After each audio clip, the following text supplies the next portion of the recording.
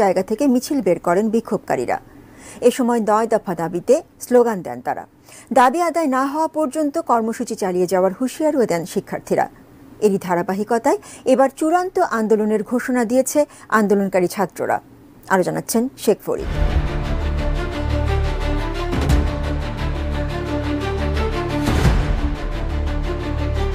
ছাত্র নাগরিকদের শান্তিপূর্ণ আন্দোলনে হামলা করে খুনের প্রতিবাদ ও ৯ দফা দাবিতে ৩ আগস্ট সারা দেশে বিক্ষোভ মিছিল কর্মসূচির ঘোষণা দিয়েছে বৈষম্য বিরোধী ছাত্র আন্দোলন।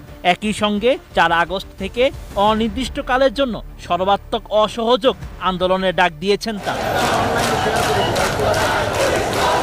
২ আগস্ট নতুন কর্মসূচি দিয়ে ফেসবুকে পোস্ট দিয়েছেন বৈষম্য বিরোধী ছাত্র আন্দোলনের অন্যতম সমন্বয়ক আসিফ মাহমুদ। তিনি লিখেন, সারা দেশে ছাত্র নাগরিকদের শান্তিপূর্ণ আন্দোলনে হামলা করে খুনের প্রতিবাদ ও ৯